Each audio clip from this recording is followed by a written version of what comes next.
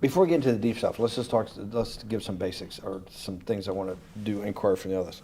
Walk me through the Santa Fe Institute. What was it about the time of the math? And this was in the late 90s. So they're not going to hear me on this part, right? We're going to do it both ways? It will not be on the video, but we do have you recorded. Fine. Remember, when you're answering on these questions, I'm not in the shot, and they're never going to hear my voice. So a little bit, you got to repeat in your answer, you got to repeat what my question was. Oh, a little bit. Okay. Santa Fe Institute. Why, when you're at the top of your game on Wall Street, do you decide to finance, which was at the time, or endow, or become the donor or sponsor, however you want to say it, for what was considered the most cutting edge group of mathematicians in the world? Action. So Santa Fe Institute in the late 80s, early 90s, I was interested, I was on the board of Rockefeller. So that starts, Rockefeller, it's university formed by John D. Rockefeller to sort of give back to the community. It's east side of Manhattan, except it was old. It was sort of old-fashioned. They were talking about medicine, and medicine by itself was, again, subject to the ideas of science. They were trying to use science to find cures for disease. And I said, no, we need to do something different. We need to start interdisciplinary work. In most... How did a schmuck like you get on the board of Rockefeller? What year was that? I don't remember. Late, I think 89 or 91. So that's one of the most prestigious research places in the world, correct? Yes. Okay, how did a guy like you get on the board of a blue blood, internationally known, hard research, Nobel Prize winners all over the place? How do they pick a guy like you, a trader from, or basically some guy from Bear Stearns? Good question. So I was asked to be on the board of Rockefeller. And I think it was, I was on the board of Rockefeller. There was a money manager who said, Rockefeller needs someone with financial expertise because the university is growing and there's lots of new things. You have to, again, we go back to the original discussion the last time. Up until the mid-'80s or sort of early mid-'70s, the most important thing was your name. If you were Rockefeller, you already were considered to be brilliant. If you were head of General Motors, it was your reputation. It was who you knew, who your family was, what was your character. And then in the mid-'70s, basically, if you remember, you probably had a calculator. It was very advanced in those days to have a Texas Instrument calculator, where it could, by putting in the numbers, it would multiply for you to do square roots. And that was the first, and everyone who had a calculator was already advanced on Wall Street. A simple calculator, almost like your accountant. The most important parts of business were really now going to calculations. So it's not only mathematics, but it's things that could be calculated. Reputation couldn't be calculated. I could give you, are you a 10 on a reputation scale, an 8? What does it mean to have a measurement of your reputation? We'll get to that later. But places like Rockefeller needed someone to say, look, we're entering a different world where numbers and the numbers of companies, portfolio management was going to be balanced, it was going to be statistical. Jeffrey, could you come on the board? Potentially sit on the finance committee, Nancy Kissinger and a bunch of other people. And David Rockefeller and I got along very well.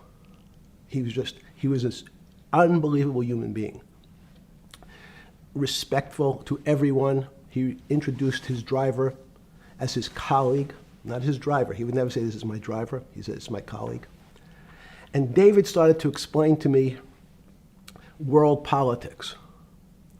So David would say, Jeffrey, money is going to be sort of the most important things. People don't understand money. You seem to have this knack for money. I said to David, tell me about your life. What was the worst and the best part of your life? So David said, when I grew up, everyone knew I was a Rockefeller. They didn't know that my father told me he would not leave me a dime. No money. But every time we went out to eat, me and my 5 friends in school, they would leave me the bill. They would expect me to pick up the check because I was a Rockefeller. And he said, I was chairman of Chase Bank.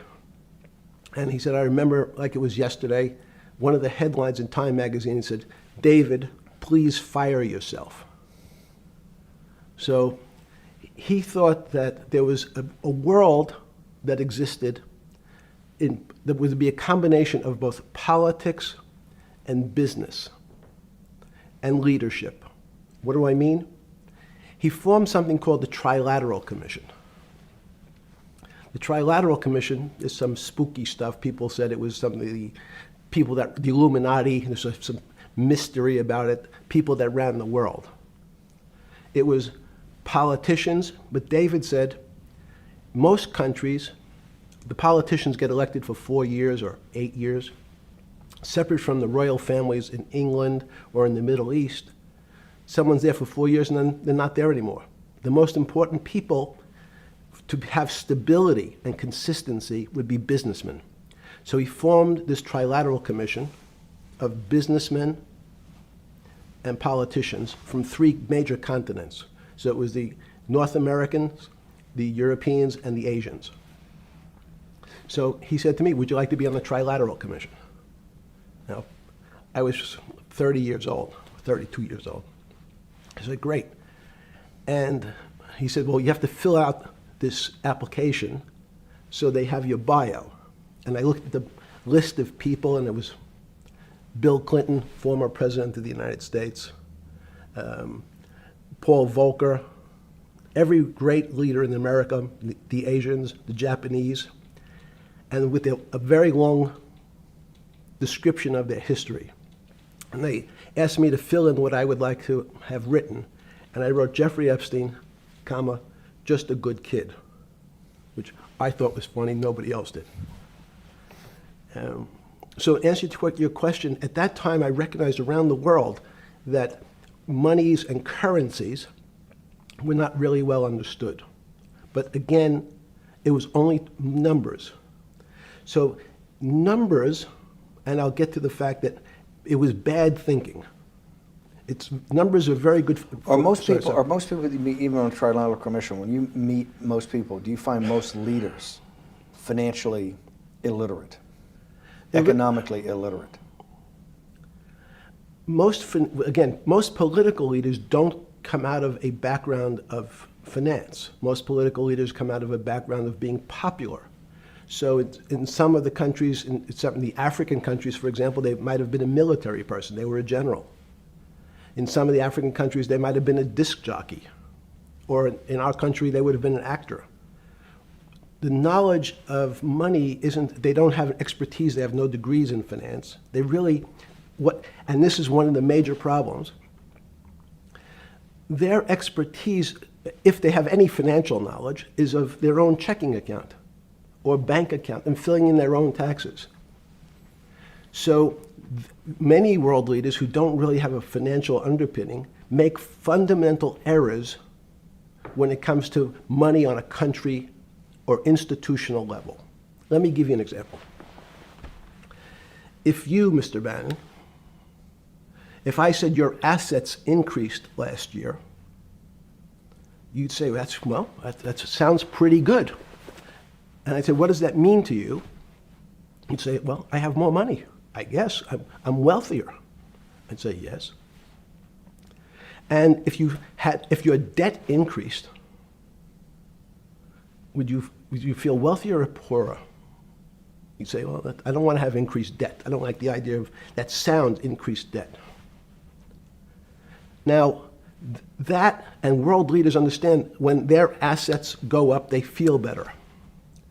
However, institutions like banks, things that people don't really understand are financial underpinnings of banks. When I say your bank, Mr. Bannon, you have the Bannon Bank, you doubled your assets. Sounds good, but what does it really mean? It means people owe you more money. You don't have any more money. What? Yeah. A bank's assets are how much it is owed by other people. That's crazy. So if the bank goes from a $2 billion of assets to $10 billion, it means people owe it an additional $8 billion, but their assets have gone up. So the terminology of assets and liabilities is different for banks. It's not natural. And what most people, and you ask questions about world leaders, there's many people, I think your old boss Mercer understood, there's a fundamental part of money which is called fractionalized banking. And fractionalized banking is something that finance people understand, and the people on the street, and when I say people on the street, that's where I was when I started on Wall Street, would find it impossible to believe. Impossible. Why? Bannon Bank, I give you $1, just one single dollar. In our system of banking, I would say, okay, Steve, I gave you $1. How much could you lend out to your friends? And your natural reaction would be probably something less than $1 because I want to keep something in my pocket. The way our system works is if you as a bank are holding my dollar, you can lend out an additional $8 or $9. No, it's impossible. I only have $1, Jeffrey. We have something called fractionalized reserves, which is if you have 1, you can lend out 9. That's the way our system works. And so not only do world leaders not understand banking, but the man on the street, my father who worked in the park department, it would be beyond his imagination that people could lend out more money than they actually had in their pocket. Next question. But how did this, in understanding that, when you get on something like the Trilateral Commission, you're on the board at Rockefeller, which is the most advanced research. You get brought into the Trilateral, which is the elite of the elite. How, since you're only at that time 30-something years old. 8 years from teaching at Dalton, right? You're a Dalton. No, 10 years. 10 years right. teaching at Dalton. Yes. Walk us through. I mean, put us in the room. Walk me through exactly what it felt like. What it felt like being on the board at Rockefeller. You got these Nobel laureates, and you're sitting there making decisions, and you start to meet these people at Rockefeller. Now you start to meet these people at the Trilateral Commission. What did it feel like? It's a great question. So what did it feel That's like? what I'm in the business of asking. Yeah. What did it feel like meeting some of these people like Kissinger or Rockefeller? And those were two extraordinary people. But in general, I think the question, the people on Wall Street, I tell the story, the first day, one of the first days when I was in Wall Street, someone said to me, would you like to buy ATV? And I was looking in the brochure and I couldn't figure out what stock had a symbol of ATV. And when I finally said, well, I can't find it. And they said, what's the matter with you? Do you want to buy ATV? Which is, he was selling hot televisions, stolen televisions from the floor of the American Stock Exchange, referred to in common parlance as the televisions fell off the truck. So I knew what that phrase meant from Coney Island. But what I found was most people, be it in business, in normal life, or in the world leaders, don't really understand money. It is something they think about. They have a sense of what it is. They certainly want more of it. But they also make statements like, we want more money, but we don't want more debt, which just shows a misunderstanding of what money at its core really is. So most people don't, they want to make it, they want to save it, but to understand it intimately is not a normal characteristic. At the first Trilateral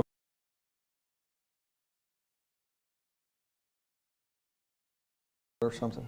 Yeah, good. You're good. Just give me approximate. You joined the Trilateral I Commission. think it might be And we'll be able to show we'll pull down the chart of where your name was, but just give me roughly when it was.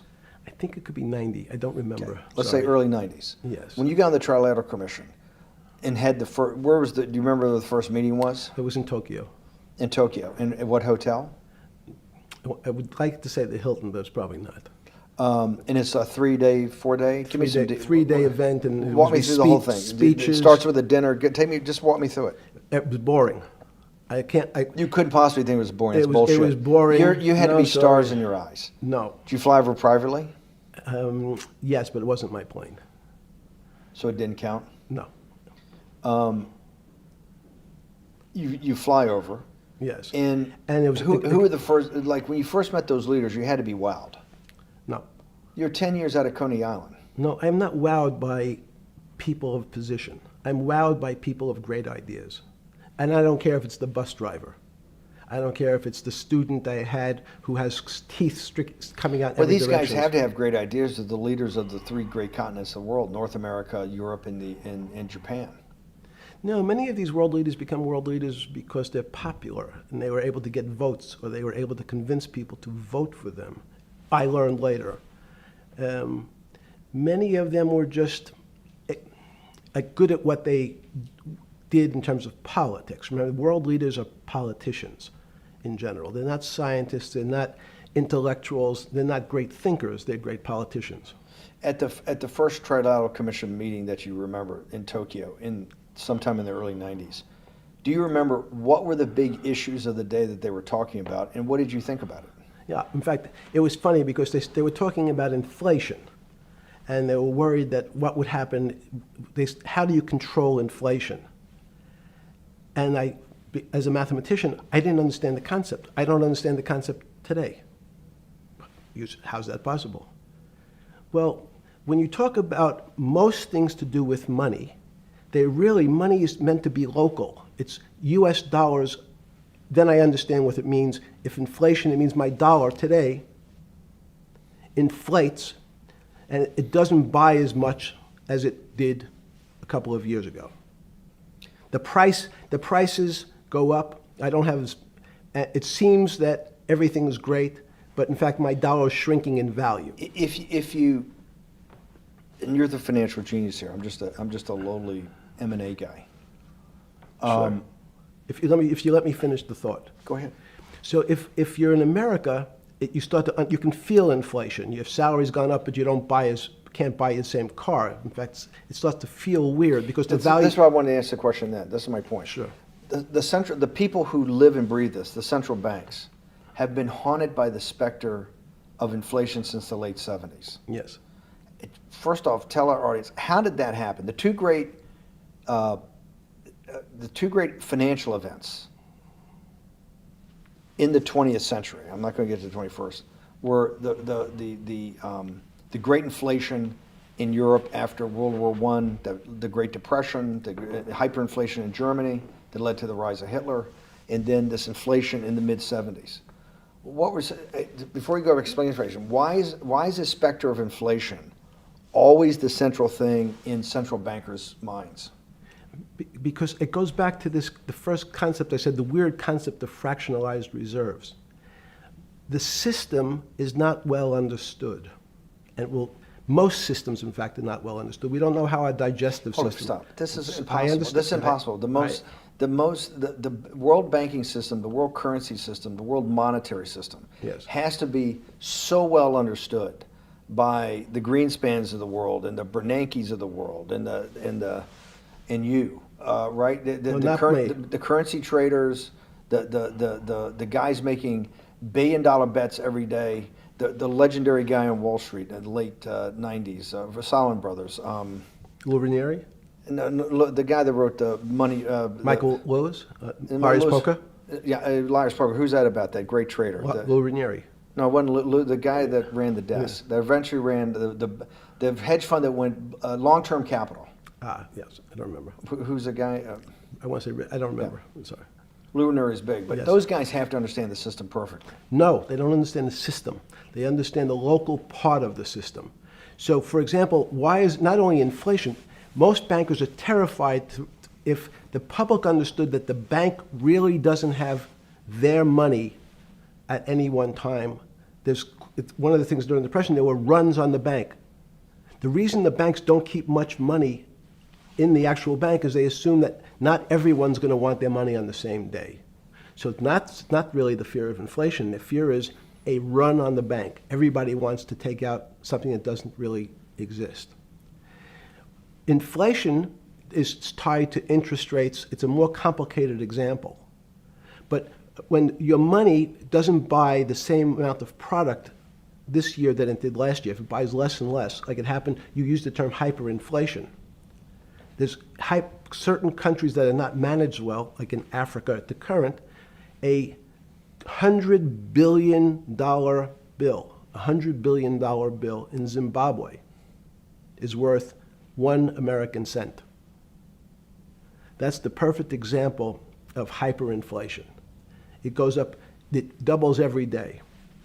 So people are afraid that their value in the system starts to break down. But so if I said to you, does your doctor understand your body system? You'd say, well, I hope so, because I want him to keep me healthy. But you could have a kidney infection, you could have a heart attack, you could have a broken knee. There's lots of pieces of this system. And in fact, when you ask the question, very few doctors understand your entire body. There's a specialist for your knee, there's a specialist for your polynoidal cyst, there's a specialist for your head, and now we have specialists in different areas. So and I'm going to get to your first question about Santa Fe Institute. The world economy and your body are both comprised of little systems interacting with each other and making one big system. This is what's stunning for all the little guys out there, the populist movement, the little guys that haven't had a pay raise in 30 years. They think that these elites, have everything. The guys in the room making the decisions, the party at Davos guys. You're sitting there, you don't think many people today really understand the complexity and really all the moving pieces and how they interconnect to the world's financial system.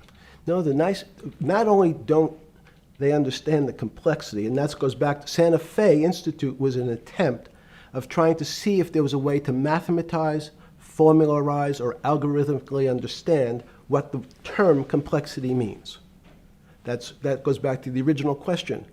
Complex systems are complex by definition.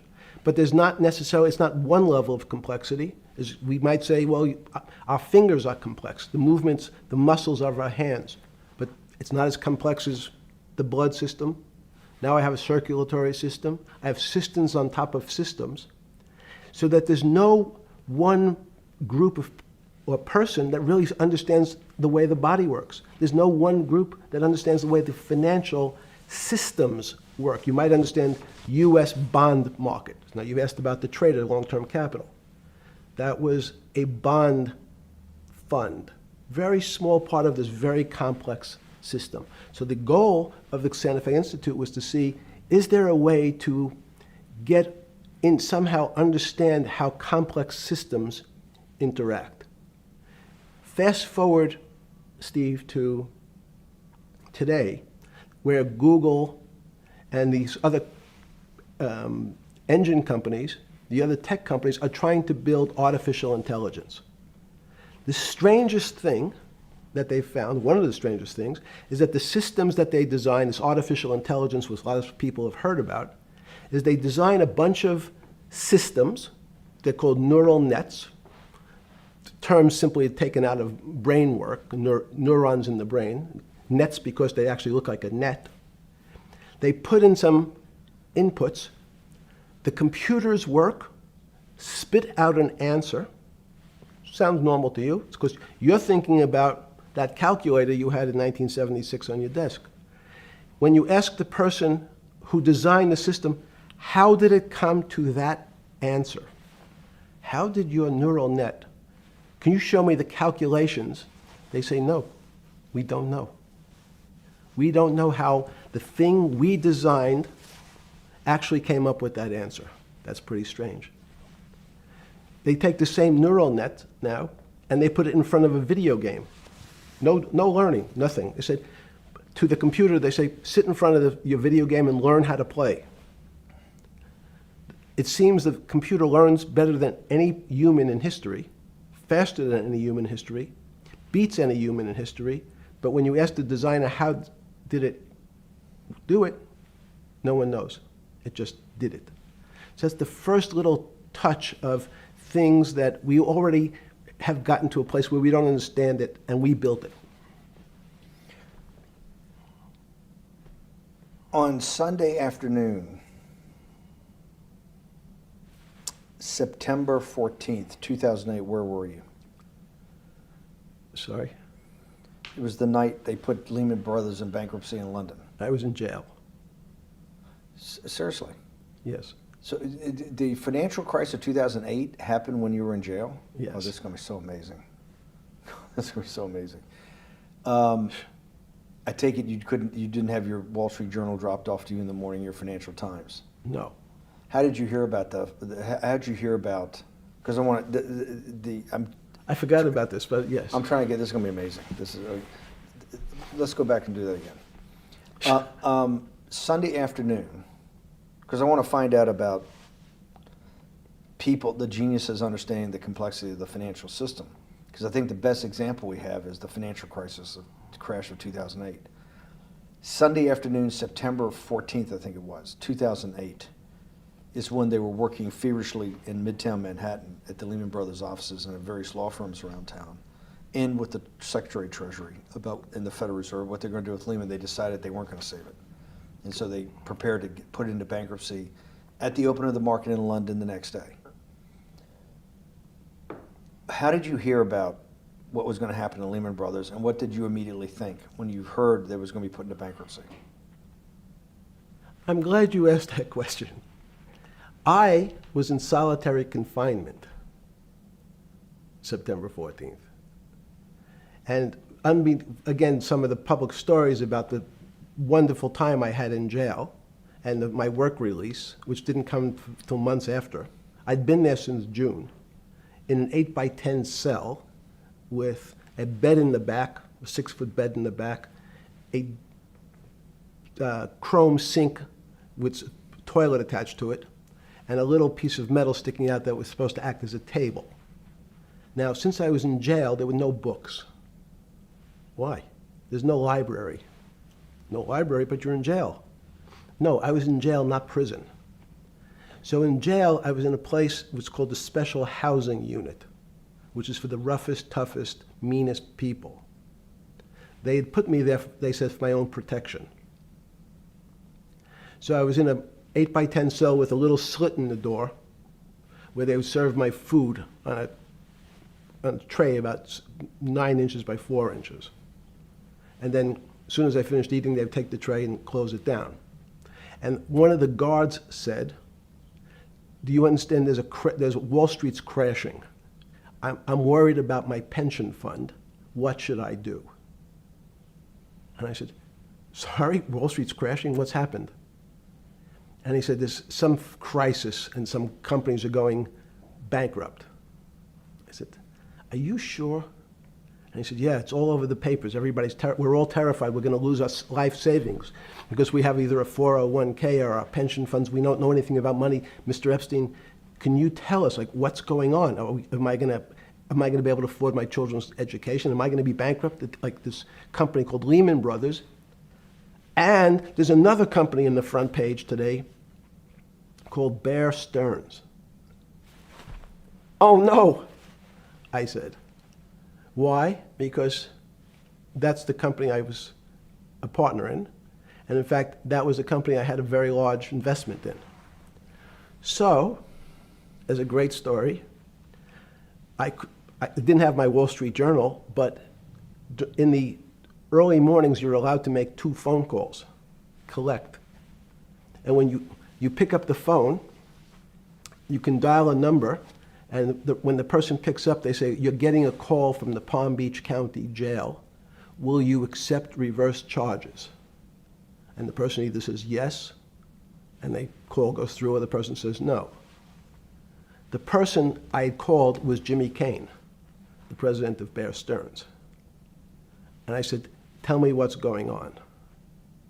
And so that my knowledge of the financial crisis happened with Jimmy, who was at the center of the storm, telling me about what Lehman had gone under, and they were trying to figure out a way, should they bail out Bear Stearns? Did it strike you at the time of the mess you had made of your life to be in a situation that you're one of the greatest financial minds in the world, looked at by world leaders and asked your thinking by the most prominent and important people in the world, and here you are in solitary confinement. You got to make a collect call to somebody. Did it strike you at the time how how all the threads of your life had come together and put you in a position, or you had put yourself in that position? No. So it never struck you when you had to make one of your 50% of your collect calls that day, you call the president or the head of the CEO of Bear Stearns. The biggest financial event in your life is taking place, of which one, every important person in the world would be seeking your opinion. Number two would be a once-in-a-lifetime opportunity to apply your craft. Number three, it would be a once-in-a-lifetime opportunity to make money if you were smart, and obviously you're smart.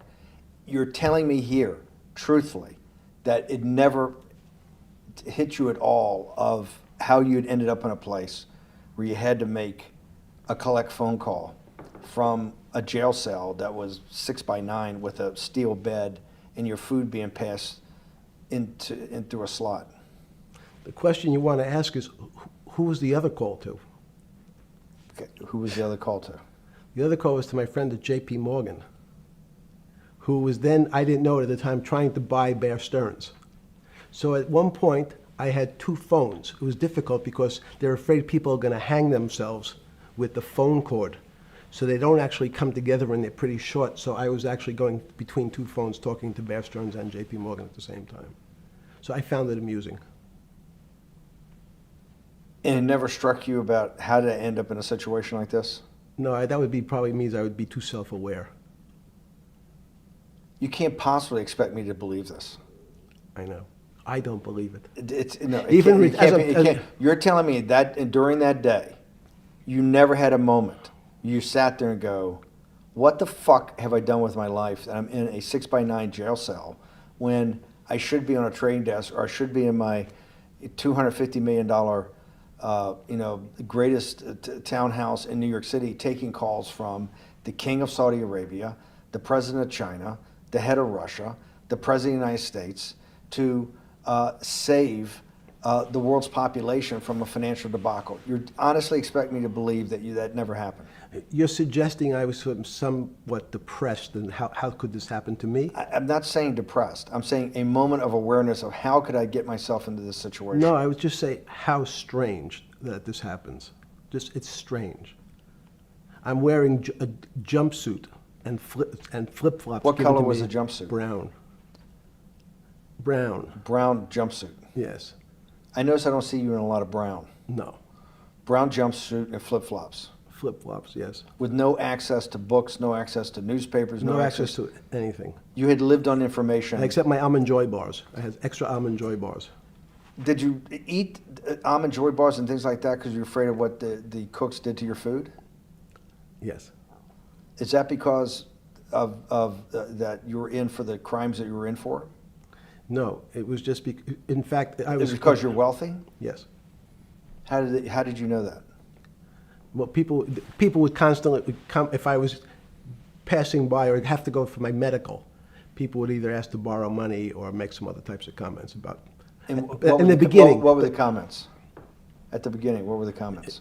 It serves you fucking rich guys right that you're here next to me. There was nothing about your crimes. No. So all this rumor you hear all the time about people in prison that commit the type of crimes you commit, you're saying in your personal thing is not true. No. It was all because you were rich. Yes. And it was all because they wanted to borrow money. Or get advice. Yes. What, they get advice to go long? Yes. You're telling me is this time to buy? You're telling me in solitary confinement they're interested in going long? Yeah. They want to know what does that say stocks. about human nature? Well, what I think the people find, one of the reasons they wanted to keep me in solitary confinement was they're afraid that everybody would want to know which stocks to buy.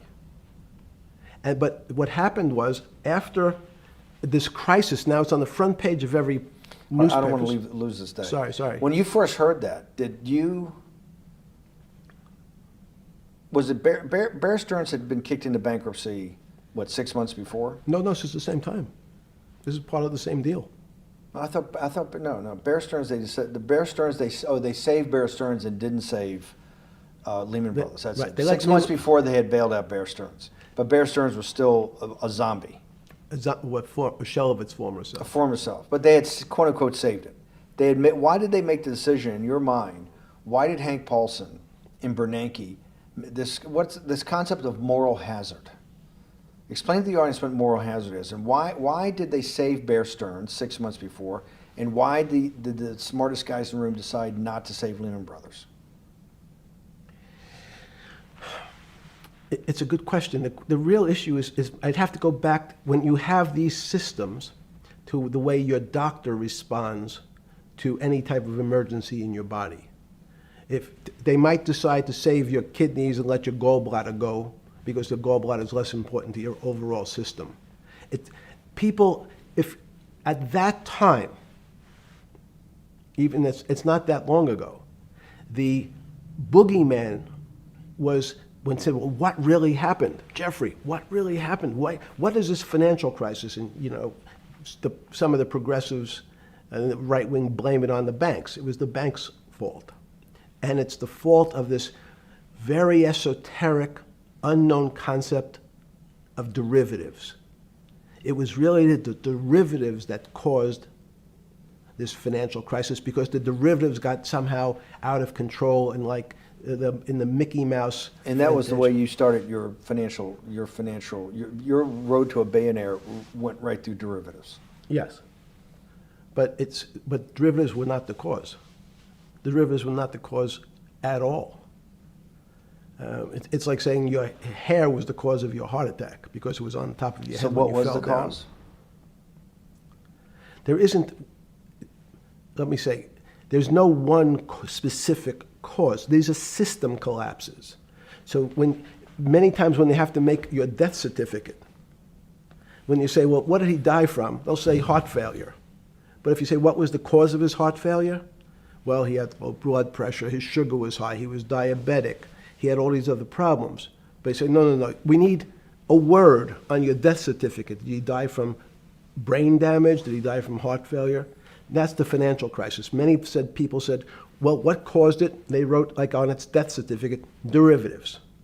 But derivatives are not a fundamental cause of anything. Was it Sunday or Monday? I take it was Monday morning when you made your two collect calls and you were talking to Bear Stearns on one hand and Morgan Stanley on the other. J.P. Morgan. J.P. Morgan. That was Monday morning. Did you, Jeffrey,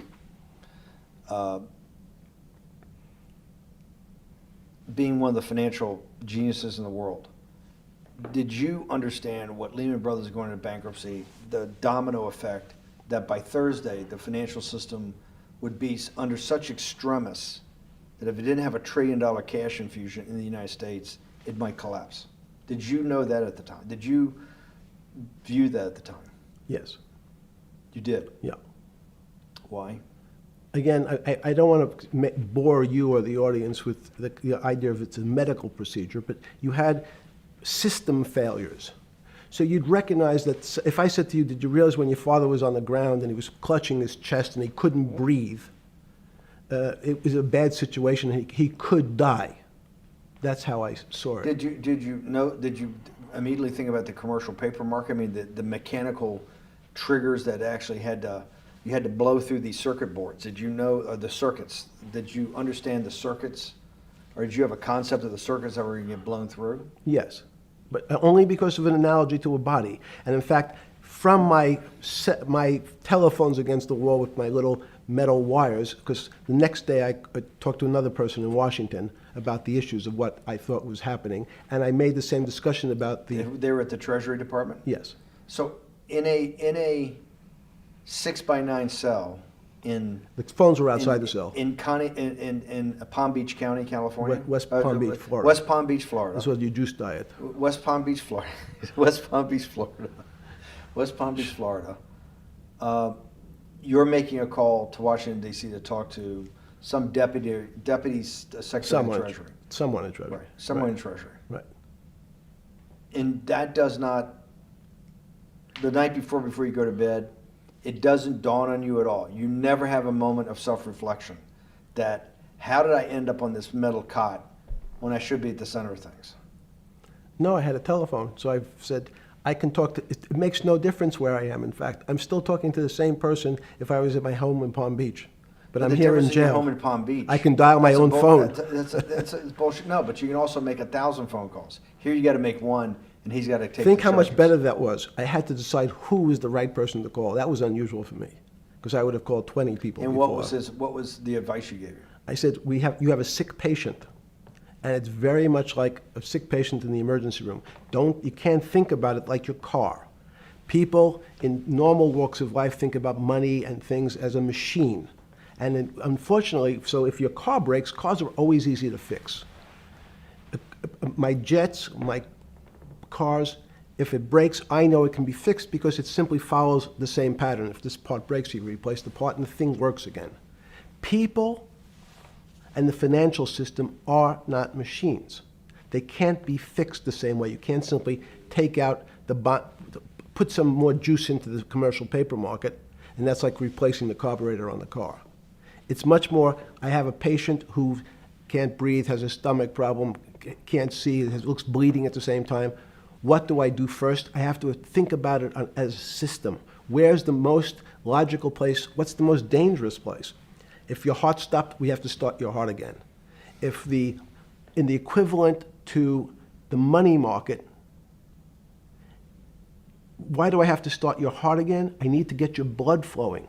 If your blood stops, you're dead.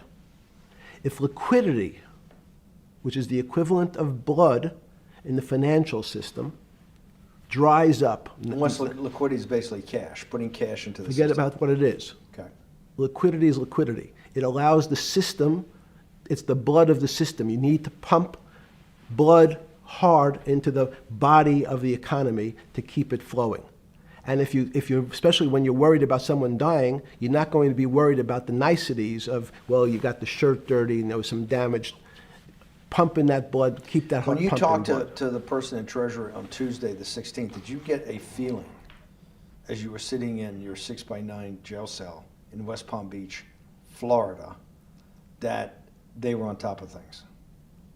No, you can't. It's impossible to be on top of things. There's no such thing. It's, again, the doctor watching the patient die. You hopefully have some confidence that he's seen it before. He recognizes that there are some steps he has to take first before he bandages the guy's finger or worries about what shoes he has on.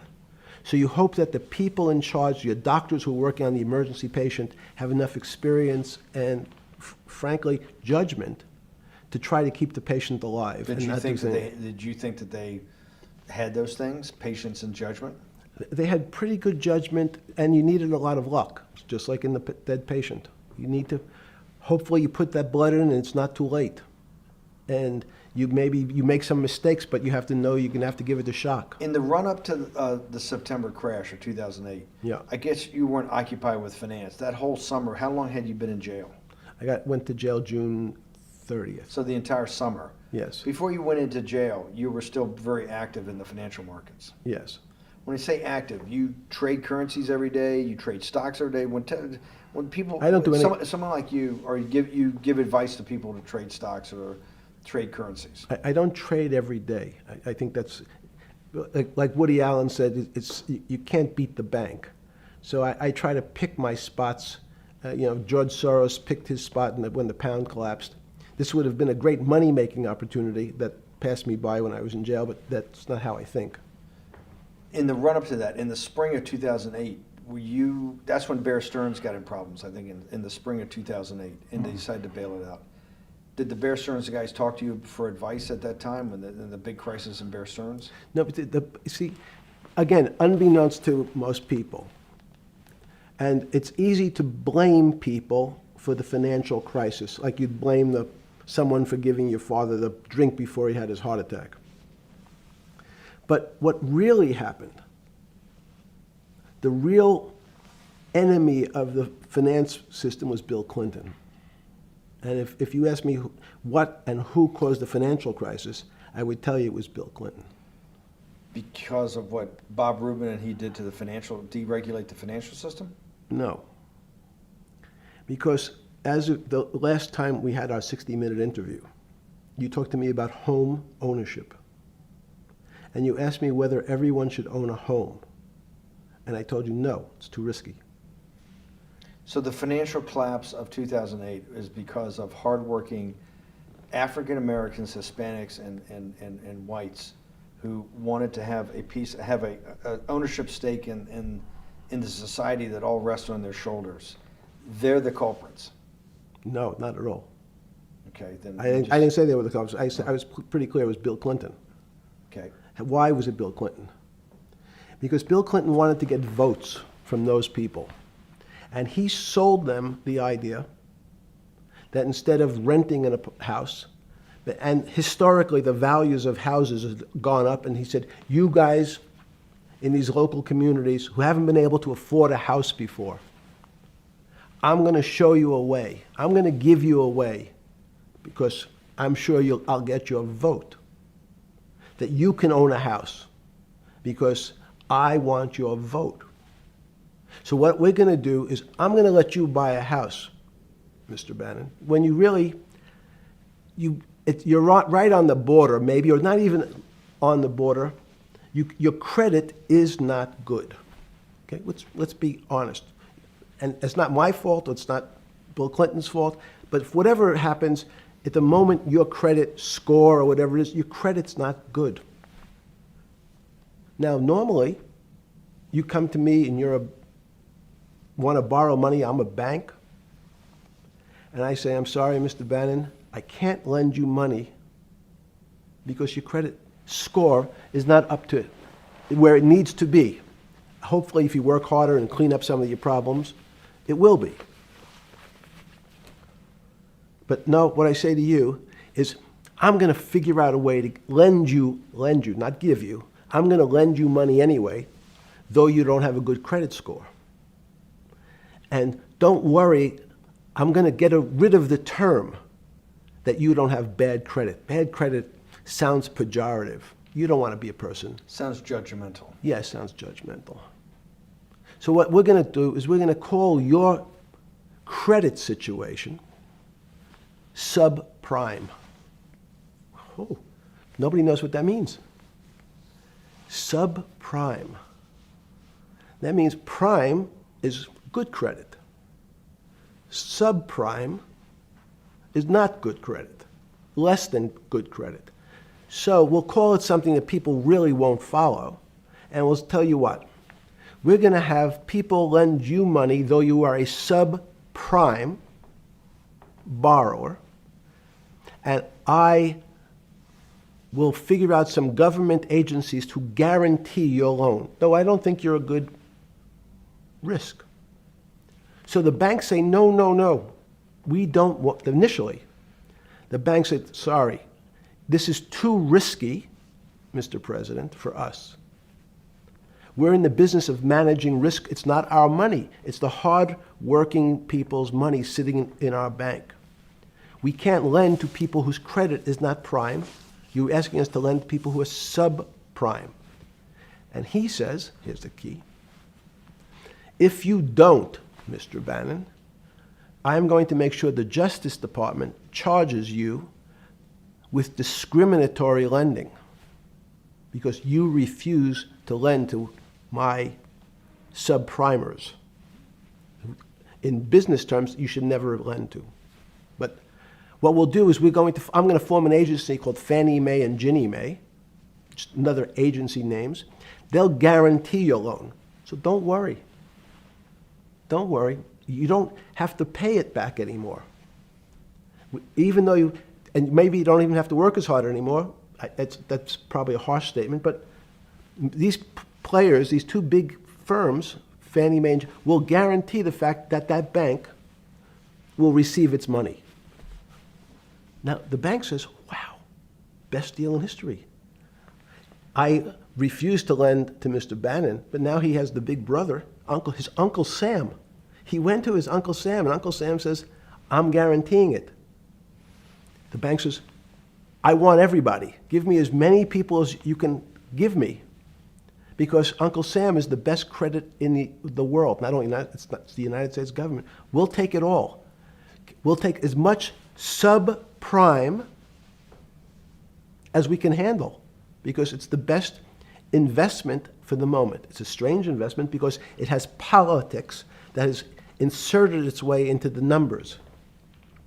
Politics doesn't belong in the markets. But now we're going to have, I want the votes, we'll make guarantees that you who can't get a house normally will be able to get a house from the bank. The bank says, this is the best deal in history. We will package 100, 300, 1,000 of you subprimers, and we'll sell it off to somebody else. And the whole system becomes mired in subprime mortgages. That's becomes the issue. What do you mean mired? There's just too much supply. It's a supply-demand problem. You get too much supply. No, it's a very good question. What does too much supply mean?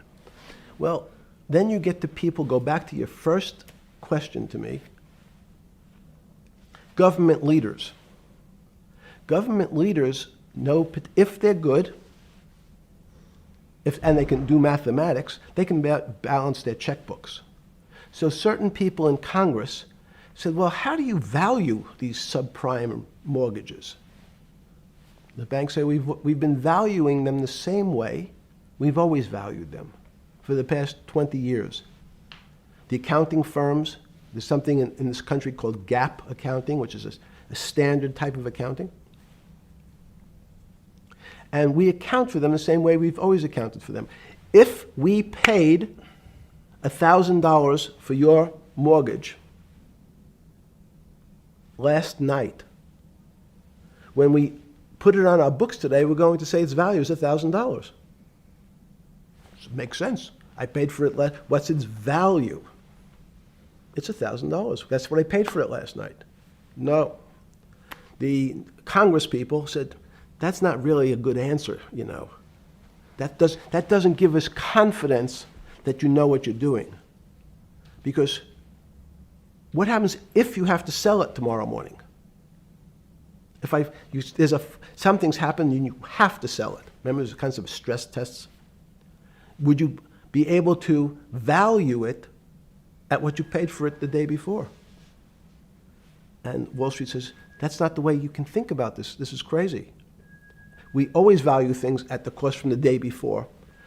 And they changed the accounting method, in essence, to say not what it was worth yesterday, but if I have to sell, what would it be worth?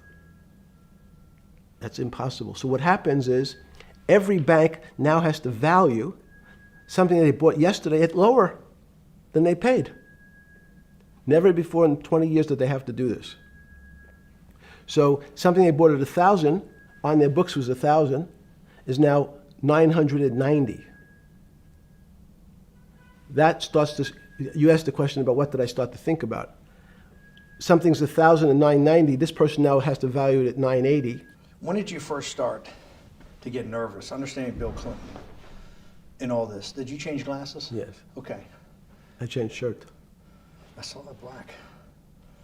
Are you okay with the? Yeah, great. I think we're gonna have all kinds of changes. I'm experimenting. Yeah. Okay. When did you get a feeling? Did you ever anticipate before it happened something like 2008 could happen? No. How could that be? Because it's the word I can beat it to death. Is that it's very much like would I anticipate I'll have a heart attack tomorrow? Unlikely. Was 2008 a heart attack or a stroke? Debilitating. It's a better. It was both. But why was it both? Because in fact, as I said, the blood was getting dried up in the system, and the head, which is sort of the central bank, wasn't working. So to some extent, it was a combination. It was a crisis. Did you see that building up over time?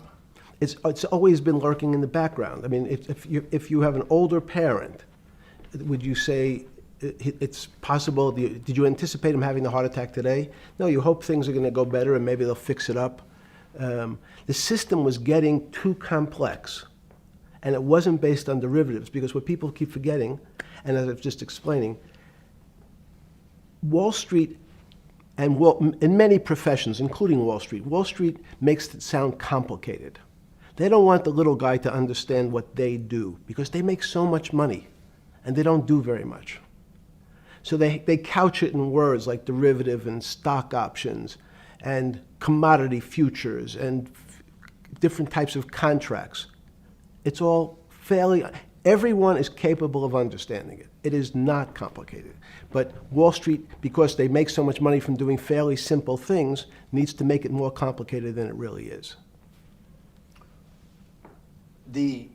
We had a very big recession in the early 90s based upon real estate and Japan basically imploding. Let's again, Okay. you had a recession in the 90s. I don't know what it's based upon.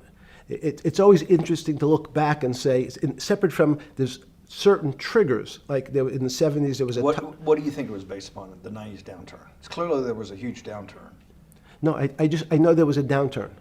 That's what I know for sure. That's a fact. That's all. Everything else is sort of speculation about why did he have that? I understand that, but Sorry. there's some speculation that has 0% probability of being true, and there's others that have 90%. In the range, when you look at the range of alternatives of what could have caused it in 90, and what I'm trying to do is get you all the way up to 2008. Look, Sure. You're the smartest guy in the room, right? You know that. Do you think there's anybody in the world today? Oops, this is going to be a bad question. No, but do you think anybody in the world today, the Alan Greenspans, the Bernankes, is there any central banker you know, any partner of any Wall Street firm, any guy running a trading desk, and I would take it that would be, or anybody at a Larry Fink at BlackRock, Steve Schwartzman at Blackstone, the top 100 financial guys, and let's throw in a couple of Nobel economists, and let's throw in the best professors at Wharton, at Harvard, at Stanford. Do you think that there's anybody that understands money or understands the world's financial system as good as you? There must be. But it doesn't come to the top of the head. No. Okay, fine. Now It's that not now that I've gotten that, let's go back to 1990. In that arc from the fall of the Berlin Wall to 2008. Good. We started with the implosion in Tokyo of the Japanese economy, Japanese financial markets. We had the huge run-up in internet stocks, right? We had the implosion of that in 2000. The bankruptcy of Drexel Burnham in 90. Mm-hmm. Implosion of Japan, huge run-up in equity markets for the internet, implosion of the internet in 2000, 10 years later roughly. Mm-hmm. And then this run-up through the Iraq War and all that, the run-up to 2008. Every 10 years, it seems like, we're in some sort of 10 years before the 1990s was the 70s. You sound like an astrologer. Okay. And not a finance person. I'm supposed to be a mathematician. It just seems to me a pattern of every 10 years. That's misleading. That's exactly right. Because people like to see patterns. People like to see patterns where there are none. So a pattern of a financial crisis every 10 years is just in my mind. Yes. Long-term capital, that had to be bailed out back in the late 90s when everybody panicked. And that wasn't that bailout today would look small, and it was $5 billion or was $30 billion. Businesses fail all the time. But long-term capital, the Federal Reserve stepped in. But I'm saying people go bad. Things go bad all the time. Yes, you're correct. The audience is watching this, the little guys, they go bankrupt all the time and nobody gives a shit. You know why? They're a little guy.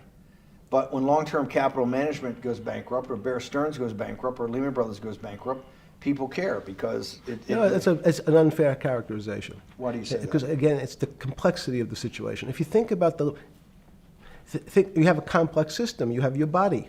Now, in fact, the little guy is my finger. This is. And Bear Stearns is your heart. That's correct. The banking system is my heart. The system, I can't risk my because remember, it's not only my. You haven't been able to name. Hang on. You haven't. Hang on. No, hang on. I was trying to hang. I wanted to see if the hang on worked. No. You haven't been able. You're not good enough yet. You're like junior wizard trying to do it. You haven't. Yes. I'll say, since we can't name another guy that's as good as you. Now, there may be a couple out there. You're not bragging. You're humble. It had to be sometime. Please tell me there was some time before you went to jail and basically got cut off from daily information in the summer of 2008, that you started to get very nervous that this complex system, that something was deeply wrong? Okay, first, let's go back. When I say no one understands the system better than I do, it doesn't mean I You always understand. sound like a doctor. You're afraid he's going to get sued for giving a thing. Yes, you're not, no. gonna, you're No, not no, taking no. on any liability. There's no contingent liability here for yeah, your no, answers. no. But the word understand is the problem. Okay. I don't understand the system. So I don't understand the financial Will you system. please stop? You cannot sit here and Yeah, tell no, me. no. What we just went through, I'll go through again. The hedge fund managers, the money managers, the central bankers, the commercial bankers, the heads of the investment banks, the heads of all the trading desks, the top economists, and I'll throw in the business school lecturers at Stanford. Of all the top 200, 250, you can't name at the top of your head the guys are at least at your level. You have to understand it somewhat. No. Sorry. We all don't understand it. No one understands it. It's a miracle. It's that's part of the problem. It's impossible to understand. That word understand simply means if this happens here, that will happen there. It's predictable. Understanding means it's predictable. It's not predictable. That's the problem. In complex systems, that was the fascination. Is there a way to tease out some level of predictability? So No, in fact, you would ask the question, it's a great question, which was it a stroke or a heart attack? Now, most people don't know that before they were going to have a stroke, they had a stroke. They just have a stroke. Do they understand why? In hindsight, you go back and you can make lots of explanations that might sound good. And if you're talking to the working man, you're using language that he'll never understand. It's complex. So he, just like going to his doctor, he says he has a gastrointestinal problem, or he has diverticulitis, as opposed to saying, you had a stomach ache, you ate bad food. People don't like to say it in normal, everyman terms. The system had a stroke, and we don't know why. But you just, okay. Hardworking people, and there's a great social benefit, would you not agree, with having people having ownership in the system? When you say ownership in the system, it doesn't mean. Let's start over. Okay. So flip Sorry. over your phone too, because Yes. I don't want anyone to see Yes. on your phone. So maybe flip it down or something. Yeah. Yeah, who knows what the fuck comes up with that phone? That's correct. We don't want to send you. KSA. I can't not believe I've got the magic moment when you're in fucking prison or jail, wherever the fuck it is, It's in crazy. solitary. Now, there's a funny part to that we missed, which is So said. go ahead, tell it. The funny part is Yeah. what you asked me. Is there anything funnier than that? No, For black humor, it's I don't make any black comments. Sorry. You asked me what I was wearing. That's right. You're too wrapped up in the Me Too movement. Yes.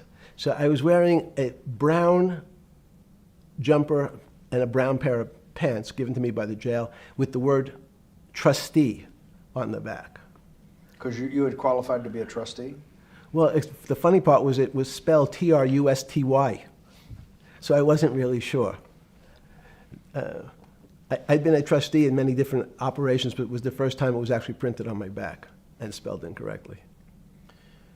Probably had a higher level of being a trustee at that than you had at all the boards that you were trustees, right? Yes, right, because as the trustee meant you get two devices to clean your toilet as opposed to one. Yeah, but it also meant that you had some sort of personal fiduciary own responsibility for oneself, right? In the jail? You mean? Well, that's what being a trustee is. That's where they give you two. Yes, you get two cleaners. I was a trustee in the jail because I was able to teach some of the kids to help them get their GED. So that's how they gave me a trustee job. There's no time. I got to go back to this because I'm like a dog with a bone in this thing. Yes. You can't. There's something deeply fucked up with you. At least something. Well, we know there are things deeply fucked up with this. You will get through in this film, Right. but you cannot possibly sit there knowing that you came from nowhere, knowing that you went to the very top of what is considered outside of science and maybe physics, the thing people most admire because it's like alchemy, understanding high finance.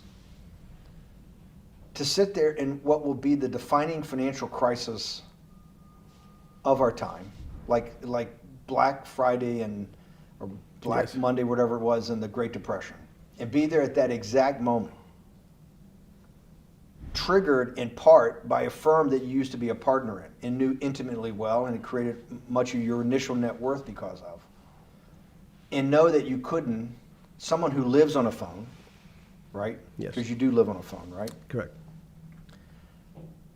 You had to make just 2 collect calls. You cannot tell me sometime during that day you did not have that conversation with yourself of how the fuck did I do this to myself to put myself in West Palm Beach in a 6x9 cell with a metal fucking bed with a brown shirt that said Trusty spelled wrong. So did I find it amazing that I was there? That's a Not better- amazing, and I don't want to say it was not Nope. funny. Oh, I thought I wasn't funny. Right. But Not I- amazing. no, it was incredible. Incredible in what way? This- Incredible, like how do I do this to myself? No. It's as incredible as me sitting here in this house. They're both just 2 sides of the coin. That's how I think about it. That my life today is incredible. Do you consider yourself a stoic? No. I consider myself a hermit. Stoics are not very happy. Being a hermit then, being in that 6x9 cell, being in the cell qua the cell was not the problem, right? Correct. What was the problem? Eating the almond joy bars. Because you couldn't eat the food. No, right. And but remember, my life is. Did that ever strike you that I can't eat the food because somebody might have done something to it? I gotta live off an almond joy bar, 1 a day or 2 a day or whatever. How many ever sneak in a day? No sneaking in.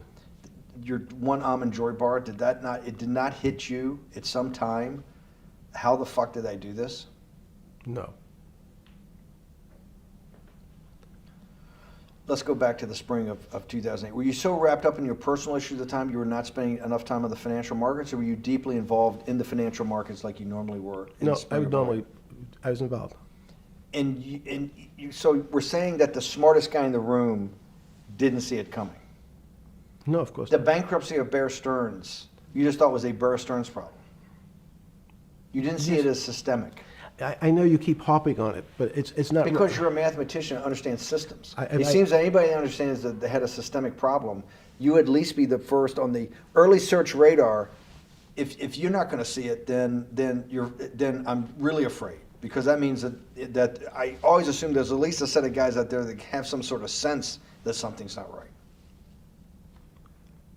Imagine the guy who has a stroke or had the heart attack. When you ask him, did you feel funny the day before?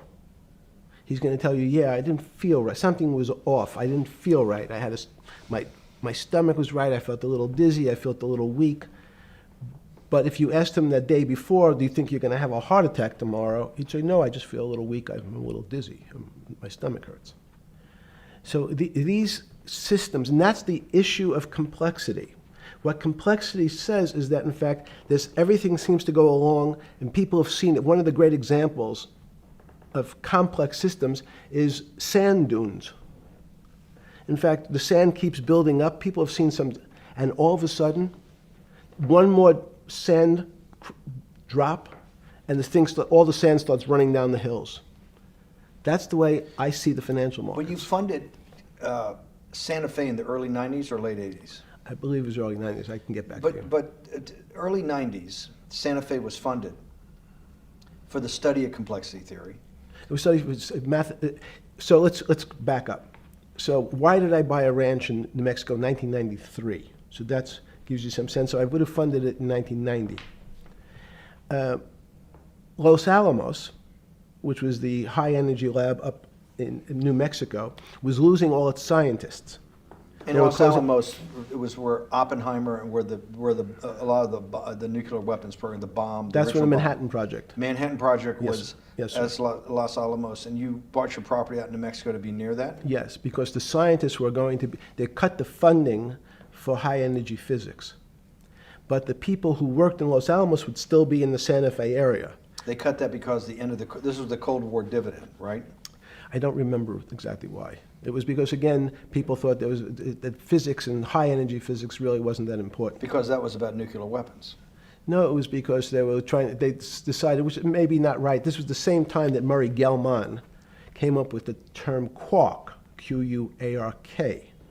He picked it out of an old poem, the word quark. But it was mysterious. So they were starting to understand in the 90s that our world of the physics world, there was things that were just unexplainable.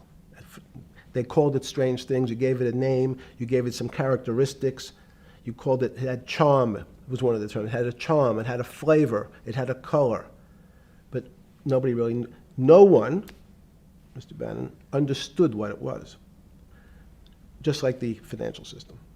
And you wanted to investigate that.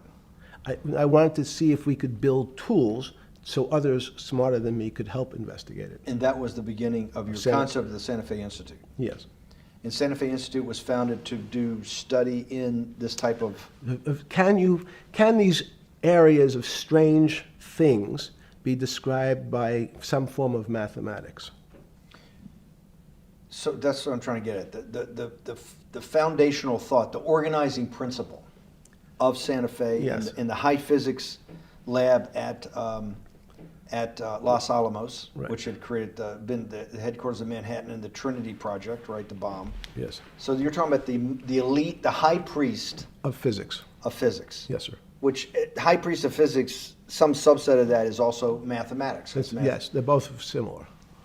Project out. One of the tools you want to do is to make sure that in this complex system, the finance system, I'm doing a lot of this for philanthropy and a lot for the good of mankind, but also to be able to understand this complex system, the most complex outside of maybe our body, of the financial world.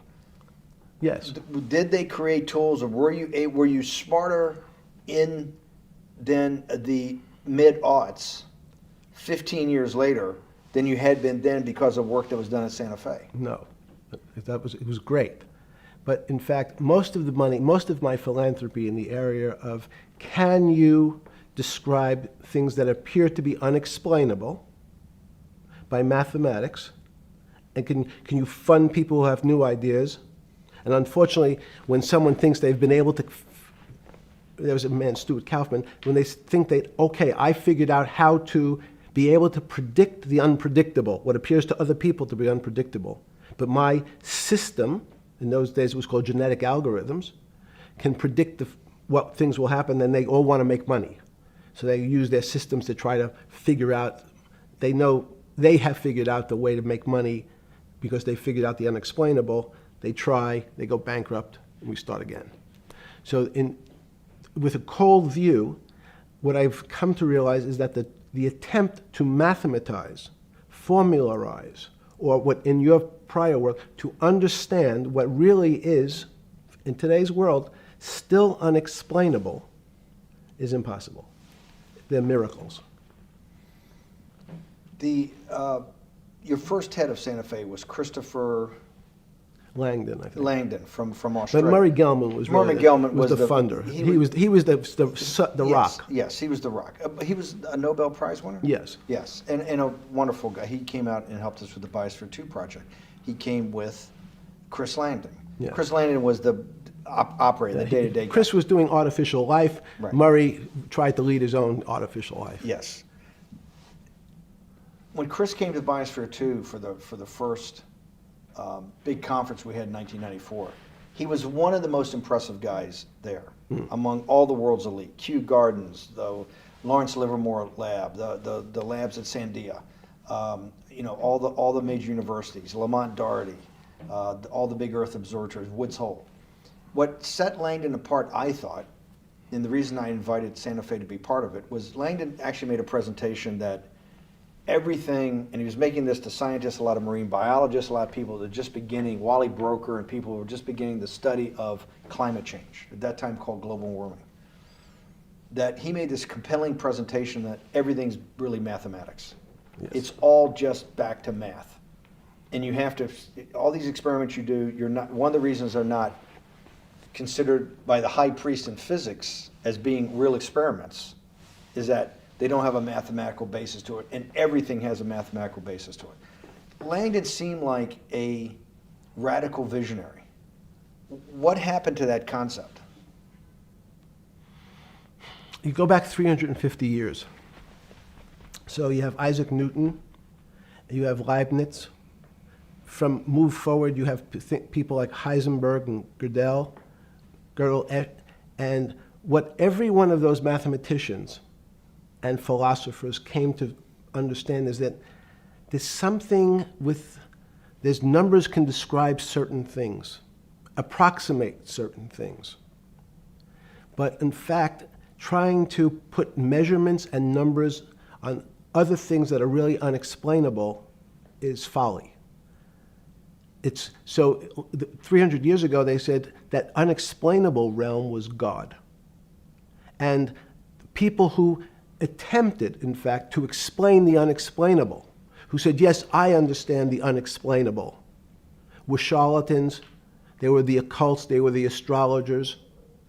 They were the con men. Alchemist. Yes. Well, no, alchemist was, in fact, they believed that there was a way to transmute one metal into another. In fact, they always wanted to see if they can create gold. There's no reason, if you think about it, they recognize that one metal is different than another metal because it has some additional pieces to it. It has additional neutrons or protons or electrons. So because they thought it was a machine, they believed it was a machine, if I can take 5 protons and add 5, that gives me 10, I should be able to get gold. Move everything around inside these systems, the molecules transmute one molecule into another, and if this molecule I've transmuted it into is gold, I'm a rich man. It's back to money. But there's something strange happens. Isaac Newton says, this is really weird. If I want to push a ball on the table, I have to touch it. Maybe I have to blow on it. But I actually have to push one side of the ball or the book to move that side. I'm pushing here, and obviously this thing is what appears to us humans to be solid, so it moves as one thing. But the only way to get something to move was to touch it or put a force against it. Okay, seems to make sense. Everybody has that experience. I want to lift a glass, I lift it. If I want to push a ball, I push it. If I want to pull a ball, I pull it. But he recognized when the ball fell off the table, it went in a different direction. How's that possible? Nobody pushed the ball down. And he said, this is crazy. Why did the ball go down? I didn't push it. I just let it go. So someone's pushing the ball, because I know that I am confident that the only thing that gets something to move is with a force that pushes. So there's a force that's pushing the ball down. In fact, he called it gravity. He measured how fast it was pulled, but never was able to explain why it happened. How is it? What is gravity? It's this. Everybody says, well, why did the ball fall to the ground? Because gravity took it. But what's gravity? That's, as Feynman would say, that's the name of the thing. We have no idea what it is. This goes to Santa Fe. They were trying to explain the unexplainable. Can we measure? Can we figure out a way to predict the stock markets using these types of chaos complexity? Before we get there, let's walk back through it. Let's go back to Newton. Sure. Pre-Newton and then Newton. What did Newton solve that for millennia up to Newton had not been solved? And then I want to go forward all the way to Santa Fe, what they were trying to solve. Let's start with just 2 or 3 of the basic guys, but let's go with Newton. What pre-Newton, it was what? And then why is Newton such a genius? In the, I think mathematically they told me one time, I've seen there's been 115 billion people roughly that have lived on the earth. And of that 115 billion, Newton. Are you sure that's a number? That sounds a lot very high. We only have 7 now. I think in the history of the earth, I think I'll pull up the stat for you, but I think it's 115 billion people. They figure that probably is inflation. That's why you have lived on Earth. But he's one of the handful of the most important. What did he solve for? Why is he so important for how we live today? And then we want to go through Leibniz and the other, 3 other major ones to get us to Santa Fe. Well, it's a long journey. This is the heart of what we're trying to do. Let me take a bit of a detour just Okay. a second. What if you went to high school and the last year in your high school, you took calculus? So Isaac Newton sort of invents calculus. Well, that sounds invents, mathematicians. To torture seniors in high school before they graduate. Yes, but obviously, no, yes, the answer is yes. Certain people could never do calculus. Why is that? Why is calculus why is that the dividing line between, to me, people who can handle that and can go on to do certain things, and people just hit the wall, even if they know math? It seems to me that that calculus is the thing that changes. It bridges. That's because it's about the theory of change and the theory of how things change. It's a great question, but in fact, what calculus does is it's somewhat philosophical. That's why mathematics is Newton wasn't a mathematician; he was called a geometer. That's what they used to call themselves. They understood geometry and numbers. But there's an old conundrum where it says during Pythagoras' days, Zeno's paradox it's called, where they said, well, if the wall is 2 feet away from me, and I take one step that's halfway to the wall, that'll be 1 foot away, and if I take another step that's half again, that'll be half a foot away, and then a quarter of a foot, I could walk forever but never touch the wall. Doesn't sound realistic, doesn't make any sense in our real lives of the physical. But what Newton understood is many problems were like that. Many things approached the wall, or in calculus, approached the limit, but never really reached it. So he said, it's okay, you don't have to reach it. We can do lots of the mathematics as if it was so close, it was almost there. And we could do lots of mathematics almost being at the limit. And this is really important, Steve, for today. Because most of the science up until today was things that are starting to approach the limit. You were taught in high school that if you had 1 divided by 0, if you remember your high school algebra, you were told, what's the answer to that? Is there an answer to 1 divided by 0? No, if you were in high school, I'd say, stay away from it. It's the boogeyman. You could write it down as it's undefined. It's not able to be determined. There's a bunch of things. But in fact, 1 divided by 0 is a strange things happen. It's a world of the strange. And what I'll explain to you after is that when you get 1 divided by 0, you get into a world we don't know what happens. The answer is it's not explainable. We can call it things like undetermined. We can have a convention to say it's X, Y, or Z. But in real life, we don't know what happens when you are actually at the limit. So Newton thought the same concept is that the limits were God. You got close to God, but you could never be God.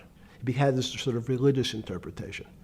Okay, I want to go back to Newton. Why is Newton such a big dividing line in mankind's history? What is it about Newton? What is it about what he tried to solve? What did they not know beforehand? And because we live to a degree in a Newtonian universe, although I realized later subparticle atomic physics, but at least for a while it was Newtonian. So what's the dividing line? Why is he so important? Why is he an inflection point in mankind's movement from the swamp to the stars? It's a great question. Stars were by Kepler. What Newton starts to allow us to do is to make accurate predictions. Remember that we've talked about that with money, about the things in our physical world, how cars, he didn't have cars, how horse carriages moved, how bowling balls moved, how pool cues and pool table balls. Had people tried to solve that before Newton? Had Many, people many. tried it? Heraclitus or Plotinus, Pythagoras, had these greats that we hear about, had they tried to solve the same problem? Not the same problem. They tried to again, what Pythagoras does, he starts to figure out this relationships in triangles. For example, everyone knows the a squared plus b squared is equal to c squared. That Pythagorean theorem, which is basically says these shapes in a triangle, each side of the triangle has a fixed relationship with the other two sides. That's strange. He knew, again, but it was all numbers. This was a system of things in the physical world, and Pythagoras says we can start putting numbers on things that help you predict how they will behave. You can add two triangles and make a square, some different shapes. They were looking at geometric forms. Newton says, well, I want to know how planets move. I want to know how things around me move. Can we find formulas? Can I find formulas that explain what I see in the physical world, how physical things interact and how they describe one another? Again, the fact that two things, two solid masses, for some very strange, unknown reason, unknown today, attract one another, no matter what they are. People have seen the experiment. You hang something, two little metal balls from a string, they move towards each other. In fact, they move towards each other was very specific. So when you drop the ball to the floor of this room, Newton says, in fact, the room came up a bit to meet the ball. The room moved. It's imperceptible. You can't really perceive that motion, but they attracted each other with certain ratios. So he started to be able to measure things in the physical world. And that was great advances. It also, now you wanted to move very quickly. Unfortunately, most people, especially in the 20th century, 19th century, said, well, like Newton, let's measure everything. Let's measure people's behavior. Let's measure their psychology. Let's measure their health. You go to we can have my blood test. Let's measure everything. We measure Wall Street. Their voting habits. Measure, measure, measure. Can we put a number on how much I care for my wife? Can I put a number on how I feel? And we tried, unfortunately, we try to mathematize the finer things in life, and then recognize that there's things that, unfortunately, just fall outside.